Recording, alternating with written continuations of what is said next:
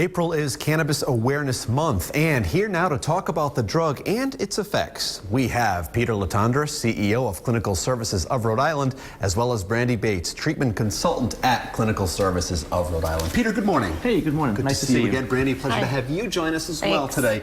Let's get right to this. We hear more and more about the decriminalization of marijuana, Peter. So for you guys, will you see any kind of effect of this in your industry, in your line of work? Because I'd imagine now that people see this in the news, and you may see an increase. Sure, that's a great question. You know, with this decriminalization, I think the biggest concern is that people will perceive that the marijuana is doing less harm to people. So that will cause a lot of, obviously a lot of problems with addiction. Right, and for you, Brandy, in particular, do you see many people coming in who have a marijuana addiction? I mean, what are the numbers in terms of the percentages of people coming in with that particular one? Adolescents, 1 in 6 adolescents are becoming addicted to marijuana. And certainly, we don't want to see that. We don't want to see anyone abusing any kind of drug or substance like that. And I would assume, Brandy, that, more often than not, probably we're going to see this trend hopefully not continue, but it is a possibility, I would think, isn't it now? Absolutely, yep.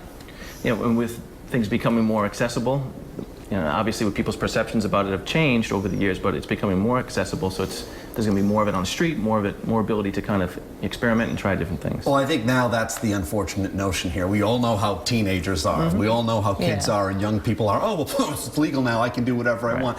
That really is something that we don't want to see. And for the parents, now the challenge is that they have to really instill in these kids, yes, it may be legal from this perspective, but not recreationally. Right. There's a lot of mixed information out there, too. A lot of people rely on information they read on the internet. So I encourage people all the time to do their own research. Look at reputable sites. Go to SAMHSA.gov. That's a site that's sponsored by the government where a lot of reputable research is done.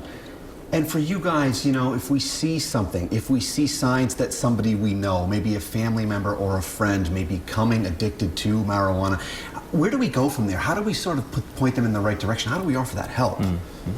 Well, I always say to, speak to a professional, speak to somebody who's in the industry, who knows how to help individuals. We help people every day, and we get calls from random people all the time who need all kinds of assistance. There's all kinds of help that is out there that's available. So if they call one of our offices, we can certainly help people to get in the right direction. And those people, Brandy, they shouldn't be afraid to seek the help, should they? Absolutely not. Nope. And family members, loved ones, they can call and just, even if their son or daughter isn't ready, they can learn some coping skills too. Well, it's always deal with them and encourage them. A good idea for us to raise our awareness and become more cognizant with regard to what's going on in the news, and certainly it translates to you guys. So, Peter, thank you very much for joining us once again. Brandy, thanks for coming in today. If you guys would like helpful information from Clinical Services of Rhode Island, head to rhodeshow.com.